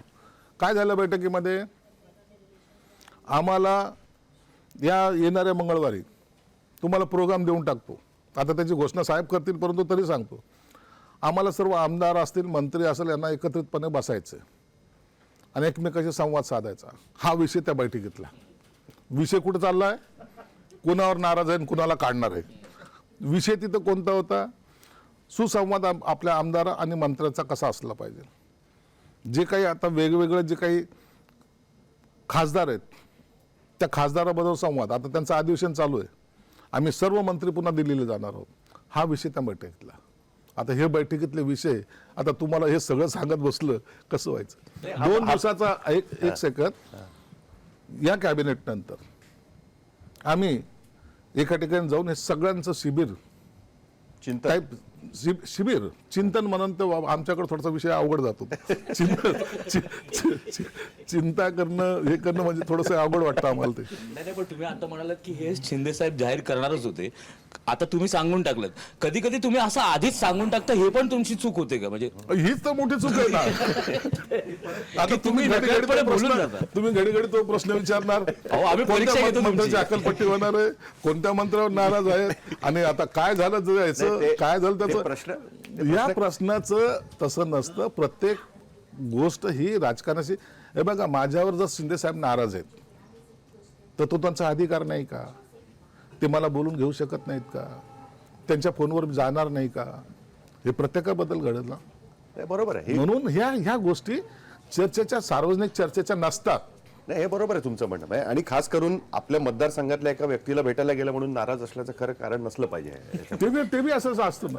आता त्याच्यातले मी आणखी गुपित तुम्हाला सांगत बसले तर मग माझ्याकडे काय राहील. ही चर्चा का होते मी तुम्हाला सांगतो. 2.5 वर्ष संपता येतात हळू. मला वाटतं की आता पुढच्या काही महिन्यामध्ये 2.5 वर्ष होऊन जातील. त्यामुळे ही चर्चा मीडियामध्ये कोणीतरी सुरू करते असं वाटतं का? कारण ते काहीतरी 2.5 वर्षाचं ठरलं होतं 24 मध्ये की असं काही, असं मला तरी काही वाटत नाही. आणि अशा जे चर्चा होतात ना, ह्या कधी तुम्हाला सांगतो, राजकारणामध्ये बदल, खांदेपालट, काढणं, कुणाचं एंट्री करणं, ह्या कधीच लीक होत नसतात आणि आमच्या सारख्यापर्यंत कधीच पोहोचत नसतात. ज्या दिवशी घडायचं त्या दिवशी, एखाद्या दिवशी अगोदर त्या बातम्या होऊन जातात, त्या दुसऱ्या दिवशी कार्यक्रम होऊन जातो. म्हणून त्याच्यासाठी आता प्रत्येक वेळेला हायपर होणं, आता काय होईल, उद्या काय होईल, परवा काय होईल, हा असे विषय चर्चायचे नसतातच. आणि म्हणून आता ज्याला गेल्या वर्षी, गेल्या कालखंडामध्ये तुम्ही पाहिले, दर आठवड्याला आम्ही जॅकेट बदलायचो, आहे की नाही, कोट शिवलेले असायचे, पुढच्या आठवड्यात विस्तार होणार, पुढच्या आठवड्यात. 2.5 वर्ष गेले, जातात, असे पण जातात कालावधी. म्हणून तो ज्याला व्हायचा असला तो अपेक्षेने असतो, ज्याला असं वाटतं की नाही आपण थोडंसं बॅकवर जाणार आहोत तो बिचार धास्तीत असतो. म्हणून मी एक हे राजकारणामध्ये धास्तीबिस्ती काही करू नये, बिंदास राहावं, आजचा दिवस आपला, उद्याचं पाहू. पण तुम्ही मंत्रीपद तुम्ही जेव्हापासून मंत्री झालात तेव्हापासून आजच्या दिवसापर्यंत कधीच असा प्रसंग नाही घडला की काय तुमच्या कुठल्या तरी गोष्टीवरती ते नाराज झाले असतील, असं सगळेच चांगलं सगळं होणारच ना. असा एकही प्रसंग झाला नाही का? काम केलं तर चुका होणारच ना, काम नाही केलं तर काय कसले. एखादा प्रसंग तरी सांगा की तुम्हाला बोलवलं असेल किंवा काही नाराजी झाली. असं नसतं. एखादी लेट होते, एखादी घटना छोटी लेट होती, अरे तुला ते काल सांगितलं होतं तू आणखीन केलं नाही, पटकन करायचं ना. आता त्यांना माहित नव्हतं, सचिव सुट्टीवर गेला 3 दिवस, मोठ्या नेत्यांना माहित नसतं. मग आपण म्हणतो हो साहेब ते असं, चला कुठं गेला होता तो, पटकन करून घे. हां, मग कोणतरी ते ऐकलेलं असतो. शिंदे साहेब शिरसाटांना रागवले अरे ते विषय काय होता, तू बोलतोयस काय. पण अशा सगळ्या बातम्या चालत असतात आणि मला वाटतं अशा बातम्यामध्येच मग ते ब्रेकिंग न्यूजला कामं येतात. आमचा एक सहकारी आहे आतिक, तो संभाजीनगरचाच आहे, तर त्यांनी खास त्याचा प्रश्न पाठवलाय तुमच्यासाठी. तर त्याचा असा प्रश्न आहे की अब्दुल सत्तार असतील, बुमरे असतील किंवा राजेंद्र जंजाळ असतील, यांनी अनेकदा तुमच्या कार्यपद्धतीवरती नाराजी व्यक्त केलेली आहे आणि कुठेतरी तुमच्या कामामुळे शिवसेना ही मराठवाड्यात कमी पडतीये किंवा मागे पडतीये किंवा कमकुवत झाली आहे, असं झालेलं आहे असं तुम्हाला वाटतं? किंवा तुमचं अनालिसिस काय आहे की मराठवाड्यात खरंच शिवसेना कमकुवत झाली आहे का? मला वाटतं मागच्या वेळेला आम्ही 5 आमदार होतो, आता 6 झालो, म्हणजे कमकुवत झालो. आणि तेही बंडखोरी केल्यानंतर, इतिहास निर्माण केल्यानंतर. असं नसतं होत राहत. इतिहासामध्ये असं कधी झालं नाही. अनेक स्थानिक स्वराज्य संस्थांच्या निवडणुकांमध्ये त्याची हवं तसं यश नाही मिळालं. त्याची कारणं वेगळी. आता बँकेमध्ये मी बहुमतात आलो, त्याचं श्रेय असलं पाहिजे ना. मी तर बिनविरोध, मी ते बँकेचं तोंड 42 वर्षामध्ये बँकेची पायरी चढलेली नाही. मी निवडून आलो बिनविरोध. मग हे यश कसलं? एखाद्या गोष्टीचा पराभव हा तुम्हाला कायमस्वरूपी नसतो, शिक्का नसतो तो. काँग्रेसची अशी सत्ता देशामध्ये होती की त्याचा दिवा कधीच विझणार नाही असं सगळ्याच भाकीत होतं. मधल्या काळामध्ये काँग्रेस कुठे दिवा लावून शोधावं लागत होतं. हे सगळे बदल असे होत राहतात थोडे बहुत. त्या बदलाचा परिणाम यश असलं ना, प्रत्येकजण तुम्हाला तुमची तारीफ करणार. थोडंही अपयश येऊ द्या, समजायचं की तुमचा तर कसा घाव घालायचा यासाठी सगळे टपलेलेच असतात. म्हणून हे राजकारणामध्ये जेवढे आपल्याला सपोर्ट करणारे असतात ना, त्याचं पर्सेंटेज आणि विरोधकाचं पर्सेंटेज हे समसमान असतं. थोडंसं तुमचं चुकलं तर तो 50चा 51 झालाच समजायचा.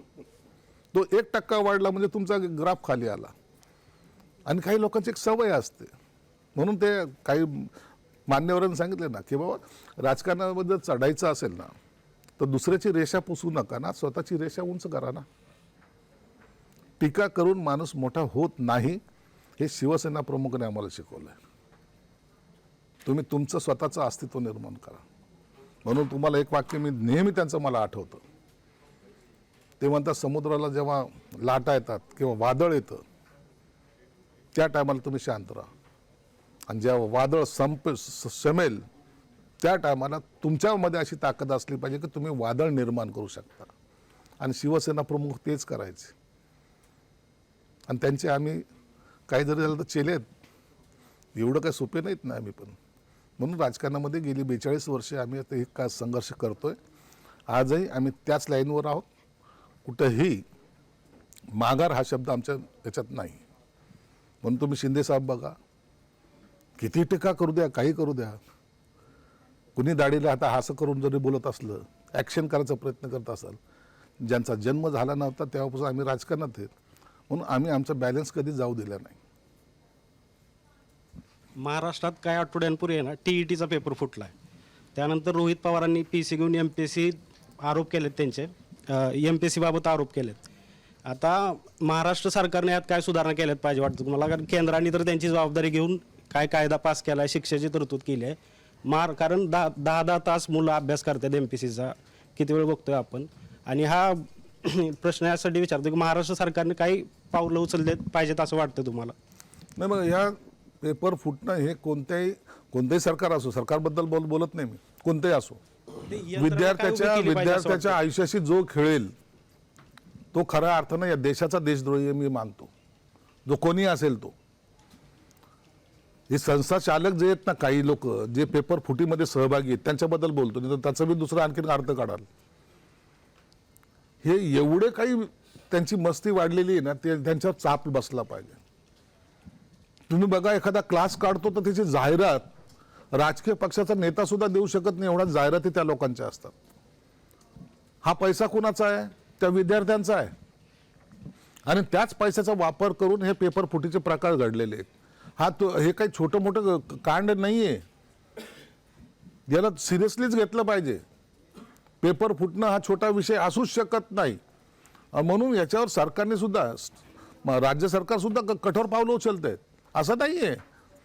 आता काही जे आता क्लास चाललं आता आमच्याकडचे ते काय मोठे गावकर काय सगळ्या टीव्हीला जाहिराती असायचे त्यांच्या, गेलेत ना जेलमध्ये आता. हे अशांना चाप दिला पाहिजे आणि यांच्यावर खऱ्या अर्थानं मोका भिका सगळ्या कलमा लावल्या पाहिजेत. अहो पोरांना गरिबाची मुलं 1.5-2 लाख रुपये फीस भरतात तिथं, त्यांना काय त्रास आहे ना. एकदा बघा माझ्या इथं एकांत आत्महत्या केली, ट्युशनची फीस भरली नाही भरू शकला, त्याला काढलं क्लासमधून, तर त्यांनी जाऊन आत्महत्या केली. म्हणून याच्यावर सरकार गांभीर्यानं पाहतंय पण आहे. आणि ते कोणताही पालक आणि कोणताही नागरिक विद्यार्थ्याबद्दल तेवढा संवेदनशील आहे, त्याला हे आवडत नाही.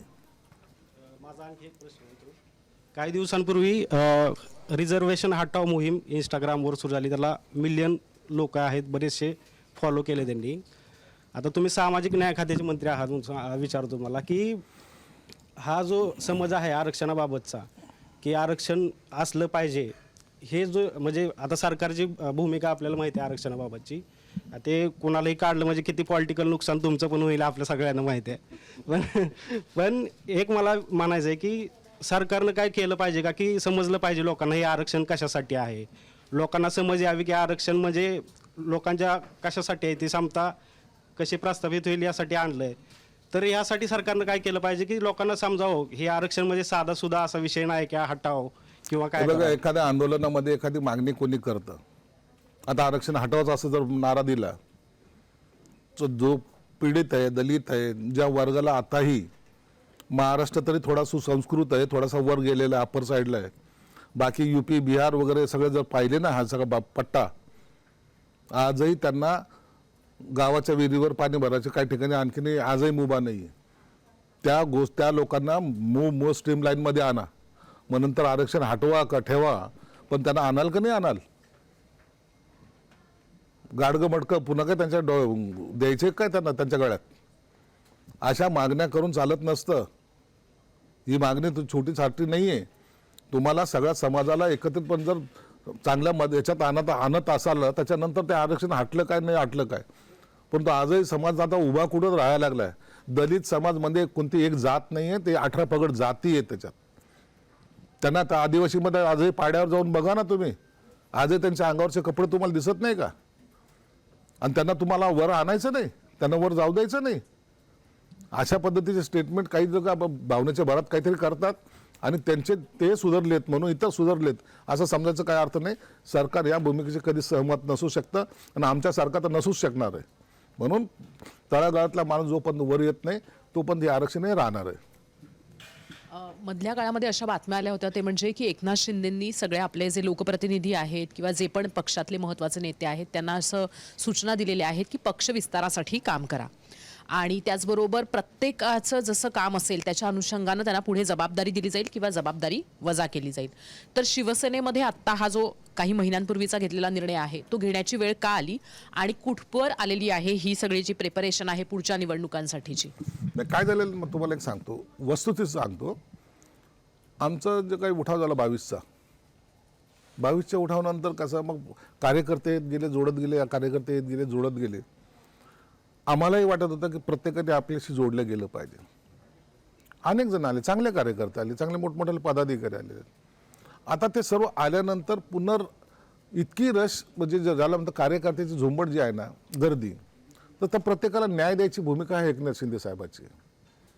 मग त्याची तुम्ही आता पाहत असाल काही ठिकाणचे आम्ही कार्यकारिणी बरखास्त करतो, काही ठिकाणच्या ज्या नेमणुका झालेल्या आहेत, अतिरिक्त नेमणुका झालेल्या आहेत, त्याच्यामुळे कुठं वाद होऊ नये या सगळ्या गोष्टीची काळजी घेतलेली.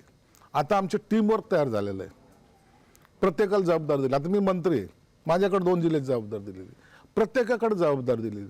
तुम्ही जा ऑन द स्पॉट, तिथं जाऊन काय घडते ते त्याचा रिपोर्ट तुम्ही आम्हाला करा. हे प्रत्येक कार्यकर्त्याला त्या पद्धतीने नेमणुका करून आम्ही तिथं जातोय, प्रत्येकाचे मतं घेतोय. आम्ही तो डाटा सगळा कलेक्ट करून एक चांगलं संघटन ज्याला म्हणता येईल. धावपळीत झालं संघटन त्याला संघटन नाही म्हणतात, त्याला तो बाजार म्हणता येईल, तो कधी उठू शकतो. पण संघटन जर करायचं असेल तर या सगळ्या गोष्टीला एकत्रितपणे आलं पाहिजे. मग ते करण्याचं काम आता आमचं चालू आहे. पक्ष पातळीवर. जसं मी आता सांगितलं, आमदारांचं मंत्र्यांचं सुसंवाद असेल, पदाधिकाऱ्याचा सुसंवाद असेल, खासदाराचा सुसंवाद असेल, तसाच कार्यकर्ता जो तळागाळातला आहे, जो आज तुमचा बॅनर घेऊन चालला आहे, त्याला जर तुम्ही आपल्या मेन स्ट्रीम लाईनमध्ये आणण्यासाठी प्रयत्न केले नाही तर मग पहिले काय होते, पहिले दुखी होते, आताही दुखी. त्यात फरक काय झाला? म्हणून हे करण्याचं काम अत्यंत बारकाईने खालच्या लेवलपर्यंत, बूथ लेवलपर्यंतचं काम आमचं चालू आहे आणि मला वाटतं त्याचा परिणाम तुम्हाला काही दिवसात दिसेल. आता हे SIRचं निघालेलं आहे, आमचे BLA आहेत, सगळीकडे प्रॉम्प्टली 100% आमची नोंदणी झालेली. आता ते सर्वजण काम करतात. 1.5 लाखाच्या आसपास हे BLA आता आमच्यात निर्माण झालेले आहेत. आता उद्या जरी एखादा बैठक जरी बोलवायची असली शिंदे साहेबाला, की 1.5 लाख BLA बोलवायचे, आता बघा त्यांना किती जागा लागेल. म्हणजे मेळावा घ्यायला लोकांना 10-20 हजार लोक आणावं लागतात, गाड्या लावावं लागतात, पण हे आमचे BLA एका फोनवर सुद्धा एका ठिकाणी जमा होऊ शकतात. हे संघटन वाढण्याचे प्रकार आहेत आणि म्हणून त्याच्यावर काम हे चालू आहे आणि अत्यंत जोरकसपणे चालू आहे. भाजप 2029 मध्ये जर एकटी लढायचं असं ठरलं तर शिवसेना 50 प्रमुख आणि तुम्ही जसं म्हणताय त्याप्रमाणे BLA, तर या लेवलवर जाऊन फाईट देण्यासाठी तयार होईल 2029 पर्यंत असं तुम्हाला वाटतंय? तर बघा 29ला काय घडेल त्याला 3 वर्ष बाकी आहेत, परंतु संघटना मजबूत असली पाहिजे हा आमचा हेतू आहे. मी पहिलेच सांगितलं की राजकारणामध्ये प्रत्येक दिवशी हा रोजच चेंजेस काही ना काही घडत असतो. म्हणून ते भविष्यवाणीवर आपण काम नाही करायचं, आपल्याला पक्ष पातळीवर काम करायचं. उद्या काय होईल, त्यांची युती होईल का नाही होईल, ते काय होईल ते काय, अरे पक्ष राहायच तुम्हाला पाहिजे ना. समजा एखाद्या मतदारसंघामध्ये भाजपचा आमदार आहे, मग तिथं शिवसैनिक नसावं का? असावं ना. तिथं आपली संघटना नसावी की? तर असावी. त्याच्यासाठी काम करायचं. आम्ही हे इलेक्शन डोळ्यासमोर ठेवून काम करत नाही, तर पक्षाची संघटना तिथपर्यंत पोहोचली पाहिजे त्यानुसार आम्ही काम करतो. नाही मध्ये या प्रश्नाचंच म्हणजे त्याच्या विचारायचं कारण असं होतं की मध्ये 2029ला दोन्ही भाजप आणि शिवसेना वेगवेगळ्या लढतील अशी चर्चा सुरू झाली होती. त्यामध्ये तुम्ही आणि उदय सामंत दोघांनी सांगितलं होतं की शिवसेना 2029 मध्ये वेगळी लढू शकते वगैरे असून, तर ही त्याचीच तयारी सुरू आहे. नाही तसं नाही म्हणता येत. मी तुम्हाला एक सांगतो ना, हे बघा, पक्ष वाढणं याचा अर्थ काय होतो? तुमची संघटनेची ताकद मजबूत होणं. उद्या इलेक्शन वेगवेगळे लढायचे जर अशी वेळ आली तरी आपली संघटना आहे, लढू शकतात. असं कोणीच सांगू शकत नाही, खात्रीने कोणीच सांगू शकत नाही की 29ला काय होणार आहे. तुम्ही हा प्रश्न जसा मला विचारतात तर तोच प्रश्न तुम्ही आघाडीला विचारून बघा. आज त्यांची काय दशा आहेत? दुर्दशा आहे सगळी. म्हणून उद्याच्या राजकारणात आघाडी सत्तेत नाही, सत्तेत तुम्ही आहात. आमचं सुद्धा आम्ही बघा तयारी करू नये का? करायला पाहिजे ना. मग त्यात संपलं. तुम्ही 2029ला वेगळं लढणार नाही. भविष्यामध्ये जसं जसं काय समोर येईल संकट त्याला आम्ही तोंड द्यायची तयारी आमची असते. शिंदे साहेबांना मुख्यमंत्री करायचं असेल तर वेगळं लढवायला लागेल असं तुमचं मत आहे? विचारतोय मी. नाही मला तोच प्रश्न विचारायचा होता आता. नाही मी तुम्हाला कारण सांगतो. असं आहे, साधारण तुम्ही राजकारणात इतक्या वर्षात तुम्हाला नंबरचा गेम तर समजतो. नंबर ज्याचे जास्त त्याचा मुख्यमंत्री. 22ची परिस्थिती वेगळी होती. 22च्या परिस्थितीला आपल्याला आणता येणार नाही. विशिष्ट परिस्थितीमध्ये तुम्हाला जर मुख्यमंत्री व्हायचं असेल तर आयदर तुम्हाला तुमच्या पक्षाचे नंबर जास्त आणायला लागतील किंवा विशिष्ट परिस्थिती उभी करायला लागेल. बरोबर आहे? नक्की. मग एकत्र लढून तुम्हाला भारतीय जनता पार्टीपेक्षा जास्त सीट्स लढवता येणं शक्यच नाही. हे पण काळ्या दगडावरची रेख आहे. तुम्हीच म्हणता की शिंदेना मुख्यमंत्री करायचंय म्हणून हा प्रश्न निर्माण होतो की मग वेगळं लढूनच तुम्हाला करावं लागेल का? असं तसं केलं तर तुम्हाला चान्स राहील 288 लढवण्याचा. आणि बघा, वेगळं करून लढायचं एकत्रित लढायचं याचा निर्णय शिवसेना भाजपचे ते ज्येष्ठ नेते म्हणून त्यांचे नेते आणि आमचे एकनाथ शिंदे साहेब हे निर्णय घेतील. हा पहिला क्लिअर. दुसरी गोष्ट, एकनाथ शिंदे साहेबांनी मुख्यमंत्री व्हावं का नाही व्हावं यावर चर्चा होत असतात. पक्षाचा नेता म्हणून किंवा मी त्यांचा कार्यकर्ता म्हणून माझी अपेक्षा काय असली पाहिजे की माझा नेता मुख्यमंत्री झाला पाहिजे. काही गैर आहे का? नाहीच आहे. देवेंद्र भाऊ मुख्यमंत्री व्हावे सगळ्याची इच्छा होती की नाही? जाहीर बोलत होते की नाही? बोलत होते. अजितदादाबद्दल बोलत होते का? बोलत होते. आता आम्ही बोललो का त्याची लाईन का होते? नाही, मी रस्ता मी सांगतो, मी तुम्हाला सांगतो, आताही सांगतो की आम्ही स्पीड कशी घ्यायची त्याचा प्रयत्न करतो. गेल्या वेळेला आम्ही 80 सीट लढवल्या, आम्ही 60 सीट जिंकल्या. जर 80 जिंकले असत्या तर आमचा प्रयत्न तो राहणार आहे. आता ज्या काही जागा मागायच्या त्याची तडजोड करायची, किती घ्यायच्या, हा सगळा अधिकार आम्ही एकनाथ शिंदे साहेबांकडे. प्रॉब्लेम काय होतोय ना शिरसाट साहेब, तुम्ही एकत्र लढल्यानंतर भाजप 137 जिंकता आणि तुम्ही 60 वरच जिंकता, कारण तुम्ही लढताच 80.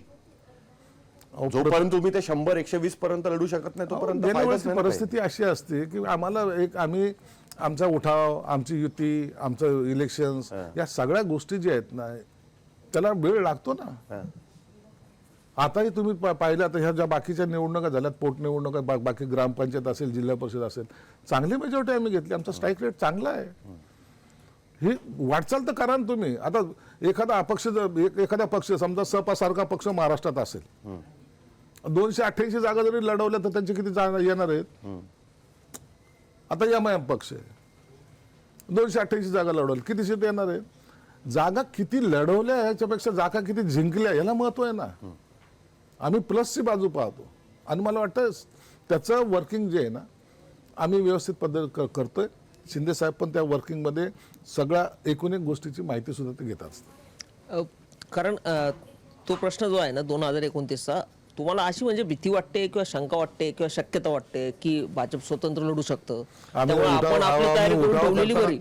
आम्ही उठाव करताना कधी भीती बाळगली नाही. काय इलेक्शनचं घेऊन बसलात? 29 येऊ द्या, 29ला जे होईल ते पाहू. तुमचं पालकमंत्री म्हणून तुमचं जरा जास्तच प्रेम आहे भाजपचं. ते वारंवार पालकमंत्री म्हणून तुमचं जरा जास्तच प्रेम आहे म्हटलं भाजपचं. ते वारंवार जिल्ह्यामध्ये दिसत असतं वेगवेगळ्या पद्धतीने वगैरे. तुम्हाला पालकमंत्री तुमच्या काही राजकारणामध्ये प्रेम हे ठेवावं लागतं एकमेकावर. असं प्रेम एकमेकाशी भांडून चालत नाही. घटस्फोट होण्याची शक्यता जास्त असते. माझा प्रश्न विचारण्याचा उद्देश वेगळा होता. कारण आता माझ्या ते रिसेंटली 2 दिवसापूर्वी झेडपीचे जे अध्यक्ष आहे भाजपचे, त्यांनी तुम्ही ते DPDC मध्ये जो निर्णय घेतला की झेडपीचे जे निधी वगैरे जो आहे तो आमदारांना वापरायला वगैरे तो मिळायला पाहिजे वगैरे, तर त्यावरून त्यांनी नाराजी व्यक्त केली. तुम्ही काही एखादा निर्णय वगैरे घेतला असतात की ते तिथे त्यांना ते सगळ्यांना दुःख आहे की सावे तिकडे त्यांचा पालकमंत्री झालेला नाही, औरंगाबाद सारख्या, संभाजीनगर सारख्या याच्यामध्ये, तर तिथे थोडी नाराजी दिसत असते. ती तुमच्या भाजपचे जे आमदार आहे अनुराधा चव्हाण, त्यांच्या पत्नीने आता राजीनामा दिला. प्रत्येक जिल्ह्यामध्ये थोडी नाराजगी असते. हे जिल्ह्यात आता कोणत्या जिल्ह्यामध्ये असं समाधानकारक असं जर म्हणाल विरोधक तुम्हाला नाहीच आहे असं जर कोणी म्हणत असेल तर तो चुकीच्या याच्यामध्ये वावरतोय, गैरसमजामध्ये वावरतोय तो. प्रत्येकाला आता कोणताही पालकमंत्री महाराष्ट्रातला घ्या, त्याच्याबद्दल थोडी बहुत नाराजगी आहे की नाही आहे का? नसते, असतेच. याला वाटतं की हा नको हा पाहिजे होता, हा नको हा पाहिजे होता. सगळं सेम असतं, फक्त काम करण्याची ज्याच्या पद्धती असतात. आता कोण असावं, आता मला कोणतं खातं असावं याच्यासाठी मी नाराज आहे असं जर करत बसलं तर सरकार कसं चालेल? म्हणून काही तडजोडी ज्या होतात ना त्या अशा पद्धतीने होतात. आता आमच्या जिल्ह्यामध्ये आम्ही 6 आमदार आहेत, 3 भाजपचे आहेत. तर पालकमंत्री कोणाचं होईल? शिवसेनेचं होईल. झाला, बसलोय तिथं. आता हे जर चित्र उलटं असतं, भाजपचे 6 असते, आमचे 3 असते, आम्ही झालो असतो का? नसतो झालो. नाही पण तुम्ही कुठतरी बोंबलत फिरलो असतो. नाही तुम्ही कोट घालून बसलात, पण 2 लोक जे आहेत तुमचे मित्र जे आहेत त्यांना अजूनही कोट घालायची संधी मिळत नाहीये. त्यांना मिळेल, नक्की मिळेल, नक्की मिळेल. ते तुम्ही एक लक्षात घ्या, तो कोट तो निश्चित घालेल आणि त्याची प्रोसेस आता अंतिम टप्प्यात ज्याला म्हणतात ना, बस आता तो एक सिक्सर आता लागेल आणि या लवकरच त्याचा निर्णय. म्हणजे रायगडचं होईल, नाशिकचं काय? नाशिकचं काय, तसाही तो पालकमंत्रीच आहे ना. हा गिरीश महाजन ते पालकमंत्री, त्यांचा जरी नसलं दिलेलं तरी ते सगळं तेच कारभार बघतात. ती पण डिमांड आहे ना तुमची. कशाला पाहिजे, जाऊ दे ना, होईल त्याचा निर्णय होईल. होताना दोन्ही निर्णय एक साथ होतील, हे मुख्यमंत्री निर्णय घेतील. मला वाटतं त्याची चर्चा आता चालू पण आहे. कालही थोडी बहुत चर्चा झालेली आहे. रायगडचा बी असेल, नाशिकचा आहे, हे दोन्ही मुद्दे सुटतील. पण ते DPDC मध्ये तुम्ही विरोधी पक्षांच्या आमदारांना वगैरे खासदारांना पण पैसे देता की त्यांना देतच नाही, वाट बघताय ते येतील आमच्याकडे तेव्हाच देऊ? आता विरोधी पक्षाचे आमच्याकडे आमदारच देत काहीच नाही, कोणीच नाही. म्हणजे उस्मानाबाद सारखा, म्हणजे धाराशिव सारखा इश्यू नाही. नाही, आमच्याकडे शिवसेनेचे 6, भाजपचे 3, संपला विषय. खासदार तिकडे, ते खासदार पण तुमचेच आहेत, त्याच्यामुळे तोही खासदार आहे आमचाच आहे, तो पण काय प्रश्न नाही त्याच्यामध्ये. धाराशिव सारखा मुद्दा नाही तुमच्या. धाराशिव सारखा मुद्दा नाही आमच्याकडे. आम्ही थोडस तसं त्या मानाने ठीक आहे. तो प्रश्न तुमच्या समोर नाही, आमच्या समोर तो नाही. हा, तो एक आहे, तो आता तो आमचाच समजून आता आम्ही करतो काही लोकांना मदत. पण देता तुम्ही त्यांना. काय देतो त्यांना रिलेशन ठेवावं लागतात ना. आपण कधी त्यांना काय- विकासासाठी तुमच्याकडे यावं नाही लागणार. तो राहू शकेल विरोधी पक्षात. काही लोकांना ही थोडी मदत करावी लागते, तो विरोधी पक्षात जरी असला तरी. कधीतरी तेही आपल्या कामं येतात, आपणही त्यांच्या कामं आलं पाहिजे ना. पुन्हा एकदा आपण उपवर्गीकरणाविषयी थोडं बोलूया, कारण किती वेळ लागणार आहे ते सांगा तुम्ही. कारण आज सकाळची संभाजीनगरची बातमी आहे, प्रशांत साठे नावाचे एक सामाजिक कार्यकर्ते आहेत, त्यांनी आत्महत्या केली आणि त्यांच्या सुसाईड नोटमध्ये त्यांनी लिहिलंय की सरकारने जाणीवपूर्वक SC उपवर्गीकरण सुरू केलंय, त्यामुळं सामाजिक तेढ निर्माण झालाय, हे एक कारण आहे त्याच्यातलं. तर किती वेळ लागणार आणि म्हणजे काय पुढे आता? मी तुम्हाला प्रामाणिकपणे सांगतो की याच्यामध्ये कॅबिनेटमध्ये मी चर्चा केली CM साहेबाबरोबर, म्हणजे जाहीर चर्चा, असं नाही कॅबिनेटमध्ये. आणि CM साहेबांनी सुद्धा त्याच याच्याने CS अध्यक्षतेखाली ती कमिटी नेमली. त्याच्यात कोणताही राजकीय पुढारी नाही आहे आणि काही सचिव लोक त्याच्यामध्ये घेतलेले आहेत. लिगलचे असतील किंवा आणखीन बाकी डिपार्टमेंट असेल, त्यांच्या सगळ्या सचिवांचे त्यांचे एक ग्रुप, त्याची ती कमिटी बनवली. त्यांच्याकडे आलेले 70,000 ॲप्लिकेशन्स, आता त्याची ती छाननी करून त्यांना तो निर्णय घ्यायचा आहे. कदाचित जर त्या कमिटीमध्ये एखादा राजकीय पुढारी असता तर त्याच्यावर वाद सुरू झाले असते, म्हणून ते वाद टाळण्यासाठी घेतलेला हा पॉझिटिव्ह निर्णय.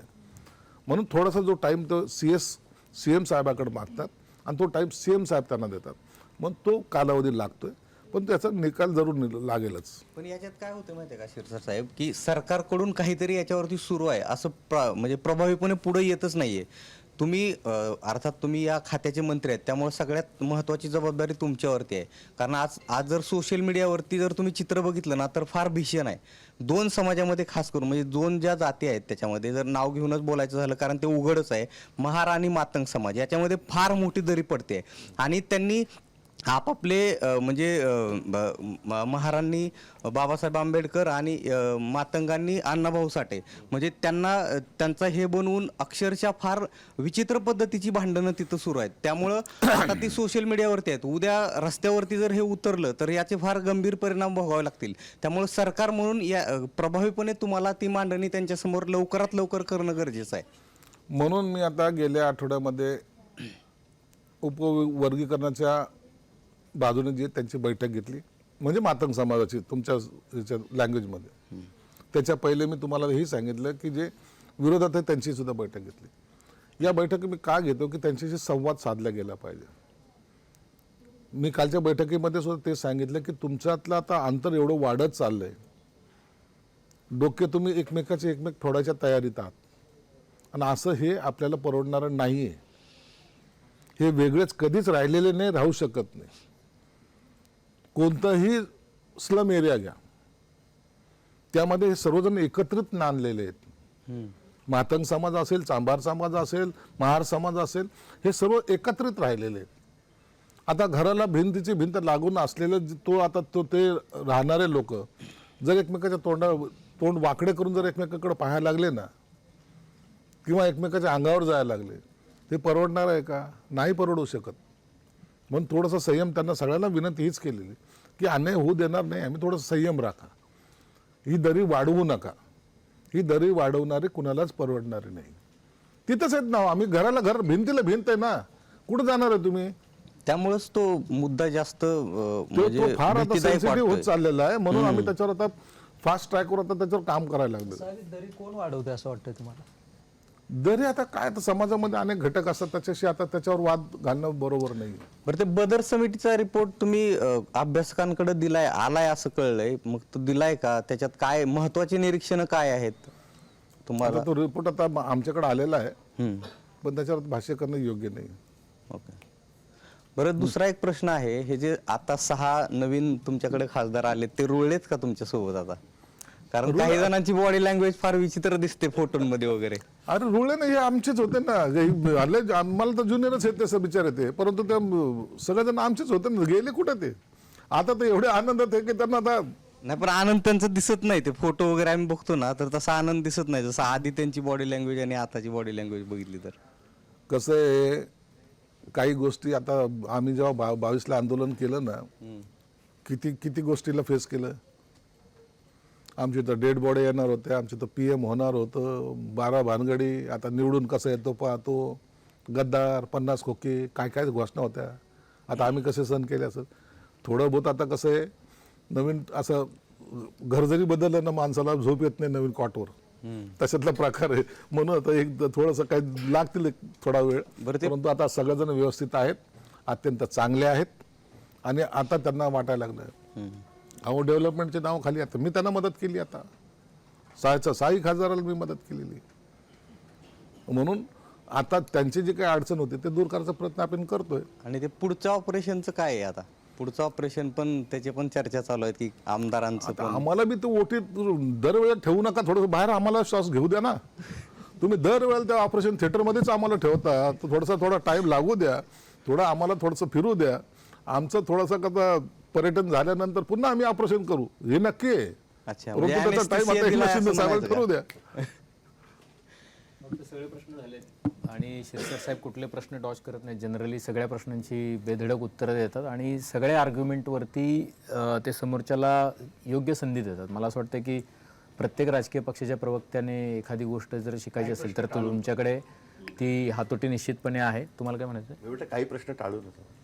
आज ज्या प्रश्नांवरती बोलायची म्हणजे प्रत्येकाची इच्छा आहे आणि तो त्याचा अधिकार आहे की कुठल्या प्रश्नांची उत्तरं द्यायची, कुठल्या प्रश्नांची द्यायची नाहीत. पण प्रश्न विचारू नयेत असे काही म्हणजे भावना नाही आहे आणि ती मला असं वाटतं की ती जास्त महत्त्वाची आहे. Very good. तुम्ही आलात आणि बोललात त्याबद्दल मला मनापासून आभार. प्रेक्षकांचे काही प्रश्न असतील तर त्यांनी पण नमूद करा. बेल आयकॉनवरती क्लिक केलं तर अपडेट्स मिळत जातील. सर्वात महत्त्वाचं म्हणजे मुंबई तकचं यूट्यूब चॅनल सबस्क्राईब करायला विसरू नका. पाहत राहा मुंबई तक. नमस्कार.